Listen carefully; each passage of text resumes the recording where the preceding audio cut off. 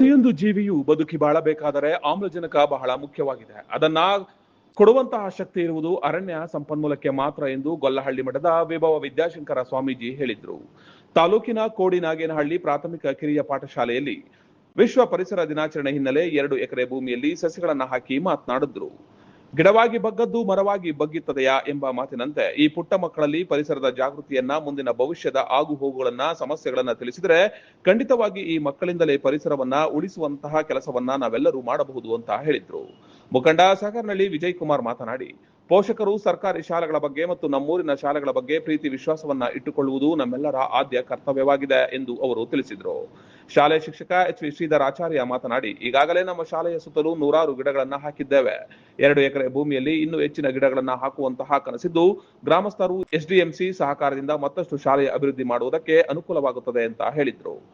ಶ್ರೀ ಗುರುಭ್ಯೋ ನಮಃ. ಇವತ್ತಿನ ದಿನ ಕೋಡಿನಾಗೇನಹಳ್ಳಿ ಗ್ರಾಮದಲ್ಲಿ ಶಾಲೆಯಲ್ಲಿ ಸರ್ಕಾರಿ ಕಿರಿಯ ಪ್ರಾಥಮಿಕ ಪಾಠಶಾಲೆಯಲ್ಲಿ ಇವತ್ತಿನ ದಿನ ವಿಶ್ವ ಪರಿಸರ ದಿನಾಚರಣೆಯನ್ನು ಆಚರಣೆ ಮಾಡಲಾಗಿದೆ. ಬಹಳ ಅಚ್ಚುಕಟ್ಟಾಗಿ ತತ್ವಬದ್ಧವಾಗಿ ಪರಿಸರದ ಬಗ್ಗೆ ಮಕ್ಕಳಿಗೆ ತಿಳಿ ಹೇಳಿ ಪರಿಸರ ದಿನಾಚರಣೆಯನ್ನು ಆಚರಣೆ ಮಾಡಲಾಗಿದೆ. ನಿಜಕ್ಕೂ ಸಹ ಇಂಥ ಕಾರ್ಯಕ್ರಮಗಳು ಅವಶ್ಯವಾಗಿ ಸಮಾಜದಲ್ಲಿ ನಡೆಯಬೇಕು. ಪರಿಸರದ ಬಗ್ಗೆ ಕಾಳಜಿ ಮತ್ತು ಸಂಸ್ಕಾರ, ಪರಿಸರವನ್ನು ಉಳಿಸಿ ಬೆಳೆಸುವಂತಹ ಮನೋಭಾವನೆಯನ್ನು ಬೆಳೆಸುವಂತಹ ಸ್ಥಿತಿ ಇವತ್ತಿನ ಸಮಾಜದಲ್ಲಿ ನಿಜವಾಗ್ಲೂ ರೂಪುಗೊಳ್ಳಬೇಕಾಗಿದೆ. ಇವತ್ತೆಲ್ಲ ಕಡೆ ಪರಿಸರ ಹಾಳಾಗಿ ಮಾನವ ಸಂಕುಲ, ಒಟ್ಟಾರೆ ಪ್ರಾಣಿ ಸಂಕುಲ ವಿಕೋಪದ ಸ್ಥಿತಿಯನ್ನು ತಲುಪ್ತಾ ಇದೆ. ಅಂಥ ಸ್ಥಿತಿ ಹೀಗೆ ಮುಂದುವರೆದರೆ ಮುಂದಿನ ದಿನಮಾನಗಳಲ್ಲಿ ಸಾಕಷ್ಟು ವ್ಯತ್ಯಾಸಗಳನ್ನು ನೋಡಬಹುದಾಗುತ್ತೆ. ಹಾಗಾಗಿ ಅಟ್ಲೀಸ್ಟ್ ಇಂಥ ಸಮಯದಲ್ಲಾದರೂ ಪರಿಸರದ ಬಗ್ಗೆ ನಾವು ಇದು ಮಾತ್ರ ಸಂಸ್ಕಾರವನ್ನು ಮೂಡಿಸಬೇಕು.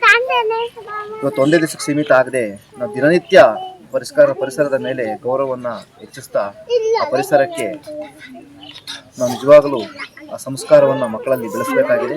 ಇಂಥ ಕಾರ್ಯಕ್ರಮ ನಿಜವಾಗಲೂ ಇವತ್ತಿನ ಕೋಡಿನಾಗೇನಹಳ್ಳಿ ಗ್ರಾಮದಲ್ಲಿ ಆಗಿದೆ ಅಂತ ಹೇಳಿ ಬಯಸ್ತಾ ಎಲ್ಲರಿಗೂ ಶುಭ ಆಶೀರ್ವಾದ ಮಾಡ್ತಾ ಮಾತು ಮುಗಿಸ್ತೀವಿ. ಓಂ ಶಾಂತಿ ಶಾಂತಿ. ವಿಶೇಷವಾಗಿ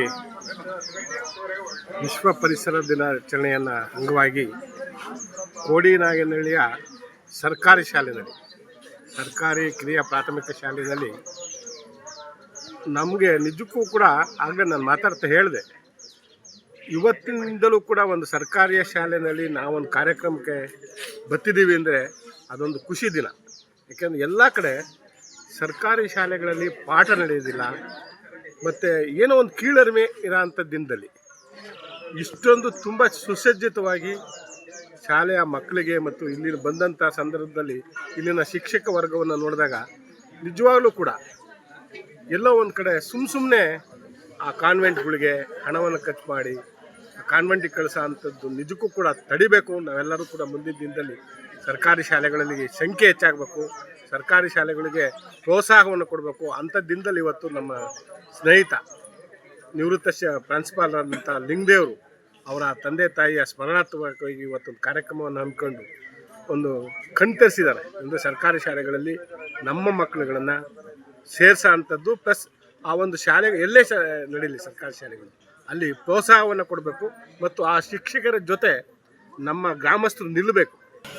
ಈಗ ನಮ್ಮ ಸರ್ಕಾರಿ ಕಿರಿಯ ಪ್ರಾಥಮಿಕ ಪಾಠಶಾಲೆ ಕೋಡಿನಾಗೇನಹಳ್ಳಿ ಶಾಲೆಯ ಒಂದು ಆಸ್ತಿ 2 ಎಕರೆ 33 ಗುಂಟೆ ಇರ್ತಕ್ಕಂಥದ್ದು ನಮ್ಮ ಗಮನಕ್ಕೆ ಬಂದು ಇಲ್ಲಿ ಏನಾದರೂ ಒಂದು ಅವಕಾಶವನ್ನು, ಈ ಸುಂದರವಾದಂಥ ಅವಕಾಶವನ್ನು ಕಲ್ಪಿಸಿಕೊಂಡು ಒಂದು ಸುಂದರವಾದಂಥ ವನವನ್ನು ನಿರ್ಮಾಣ ಮಾಡಬೇಕು ಅಂತೇಳಿ ನಮ್ಮ ಶಾಲಾ SDMC ಗ್ರಾಮಸ್ಥರು ಮತ್ತು ನಮ್ಮ ಸಹ ಶಿಕ್ಷಕರು, ನಮ್ಮ ಹಾಗೆ ಅಂಗನವಾಡಿ ಕಾರ್ಯಕರ್ತರು, ಇಡೀ ಸಮಸ್ತರಲ್ಲಿ ನಾನು ಕೋರ್ಕೊಂಡಾಗ ಅವರು ನನಗೆ ಬೆನ್ನೆಲುಬಾಗಿ ನಿಂತು ಸುಮಾರು ಸಾಕಷ್ಟು ಇಲ್ಲಿ 400ರಿಂದ 450 ಗಿಡಗಳನ್ನು ನೆಡುವುದರ ಮೂಲಕ ಸುಂದರವಾದಂಥ ಪರಿಸರವನ್ನು ನಿರ್ಮಾಣ ಮಾಡಿದ್ದಾರೆ.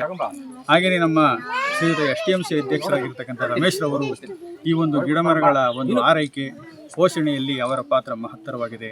ಹಾಗೆ ನಮಗೆ ಆಗಿಂದಾಗಿ ಇಲಾಖಾಧಿಕಾರಿಗಳು ಭೇಟಿ ನೀಡಿ ಈ ಒಂದು ನಮ್ಮ ಕಾರ್ಯಕ್ರಮವನ್ನು ಪ್ರೋತ್ಸಾಹಿಸಿ ಇನ್ನೂ ಹೆಚ್ಚಿನದಾಗಿ ಮಾರ್ಗದರ್ಶನವನ್ನು ನೀಡ್ತಾ ಇದ್ದಾರೆ. ಆ ಶಾಲಾ ಪರಿಸರದಲ್ಲಿ ಸುಮಾರು ನಾನಾ ಜಾತಿಯ ಗಿಡಗಳು, ಕುಬೋಟ ಗಿಡಗಳು, ಆಮೇಲೆ ಆಲದ ಮರ, ಅರಳಿ ಮರ, ರೈನ್ ಟ್ರೀ, ತೇಗ, ವನ್ನೆ, ನೇರಳೆ, ಹಾಗೆ ಹೊಂಗೆ ಮರಗಳು, ಅದೇ ರೀತಿ ಇಲ್ಲಿ ಸಾಕಷ್ಟು ಗಿಡಮೂಲಿಕೆಗಳು ಕೂಡ ಇದ್ದಾವೆ. ಆ ಗಿಡಮೂಲಿಕೆಗಳನ್ನೆಲ್ಲ ನಾವು ಗುರುತಿಸಿದ್ದೇವೆ. ಉದಾಹರಣೆಗೆ ಬ್ರಹ್ಮದಂಡೆ ಗಿಡ, ತುಳಸಿ ಗಿಡ, ಶಂಖಪುಷ್ಪ, ದರ್ಬೆ, ಬಿಳಿ ಚಿತ್ರಮೂಲ, ಎಕ್ಕದ ಗಿಡ, ನಸುಗುನ್ನಿ ಗಿಡ, ಗೋಣಿ ಸೊಪ್ಪು, ಜುಂಕಿ ಗಿಡ, ಪಾಲಕ್ ಸೊಪ್ಪು, ಅರಿವೆ ಹೀಗೆ ಸುಮಾರು 200ಕ್ಕಿಂತ ಹೆಚ್ಚಿನ ಒಂದು ಗಿಡಮೂಲಿಕೆಗಳನ್ನು ಗುರುತಿಸಿ ನಾವು ಫಲಕವನ್ನು ಕೂಡ ಹಾಕಿ ಮಕ್ಕಳುಗಳಿಗೆ ಅದರ ಬಗ್ಗೆ ನಾವು ತಿಳುವಳಿಕೆಯನ್ನು ಕೊಟ್ಟಿದ್ದೇವೆ. ಇದೇ ಸಂದರ್ಭದಲ್ಲಿ ನಿವೃತ್ತ ಪ್ರಾಂಶುಪಾಲ ಲಿಂಗದೇವರು ಶಾಲಾ ಮಕ್ಕಳಿಗೆ ಪುಸ್ತಕ ಹಾಗೂ ಹಸಿರು ಸಮವಸ್ತ್ರ ಬಟ್ಟೆಯನ್ನ ವಿತರಿಸಿದ್ರು. ಕಾರ್ಯಕ್ರಮದಲ್ಲಿ ಕ್ಷೇತ್ರ ಶಿಕ್ಷಣಾಧಿಕಾರಿ ನಟರಾಜು, ಬಿಆರ್ಸಿ ಮಧುಸೂದನ್, ಎಸ್ಟಿಎಂಸಿ ಅಧ್ಯಕ್ಷ ರಮೇಶ್, ನಿವೃತ್ತ ಕ್ಷೇತ್ರ ಶಿಕ್ಷಣಾಧಿಕಾರಿ ಈಶ್ವರಯ್ಯ, ಬಸವರಾಜು, ಮಾಜಿ ತಾಲೂಕು ಪಂಚಾಯಿತಿ ಸದಸ್ಯ ದಿವಾಕರ್, ಅಕ್ಷರ ದಾಸೋಹ ನಿರ್ದೇಶಕ ಜಗದೀಶ್ ಸೇರಿದಂತೆ ಶಿಕ್ಷಣ ಇಲಾಖೆಯ ಗ್ರಾಮಸ್ಥರು ಹಾಜರಿದ್ದರು. 4 ದಶಕಗಳಿಂದ ಗುಣಮಟ್ಟದ ಹಾಗೂ ಅತ್ಯುತ್ತಮ ಶೈಕ್ಷಣಿಕ ಸೇವೆ ನೀಡಿ ಪಾವಗಡ ಪಟ್ಟಣದ ಪೋಷಕರ ವಿಶ್ವಾಸದ ಸಂಕೇತವಾಗಿರುವ ಏಕೈಕ ಸಂಸ್ಥೆ ಅಂದ್ರೆ ಅದುವೇ ಶ್ರೀ ಶಾರದಾ ವಿದ್ಯಾಪೀಠ. LKGಯಿಂದ 10ನೇ ತರಗತಿವರೆಗೆ 30ಕ್ಕೂ ಹೆಚ್ಚಿನ ನುರಿತ ಶಿಕ್ಷಕ ವೃಂದದೊಂದಿಗೆ ಪ್ರತಿ ವರ್ಷ ಉತ್ತಮ ಫಲಿತಾಂಶ ನೀಡುತ್ತಿರುವ ವಿಶ್ವಾಸನೀಯ ಶ್ರೀ ಶಾರದಾ ವಿದ್ಯಾಪೀಠದಲ್ಲಿ ಮೌಲ್ಯಯುತ ಶಿಕ್ಷಣದ ಜೊತೆಗೆ ಕ್ರೀಡೆ, ಸಾಂಸ್ಕೃತಿಕ ಚಟುವಟಿಕೆ, ಉತ್ತಮ ಸಾರಿಗೆ ವ್ಯವಸ್ಥೆ, ಸುಸಜ್ಜಿತ ಲ್ಯಾಬ್, ಗ್ರಂಥಾಲಯ, ವಿಶಾಲ ಆಟದ ಮೈದಾನ, ಸಿಸಿಟಿವಿ ಕಣ್ಗಾವಲು, ಹಲವು ಸೇವೆಗಳೊಂದಿಗೆ 4 ದಶಕಗಳಿಂದ ಮುನ್ನಡೆಯುತ್ತಿರುವ ಸಂಸ್ಥೆ ಶ್ರೀ ಶಾರದಾ ವಿದ್ಯಾಪೀಠ. ಹೆಚ್ಚಿನ ಮಾಹಿತಿಗಾಗಿ 7892571259 ಗೆ ಕರೆ ಮಾಡಿ.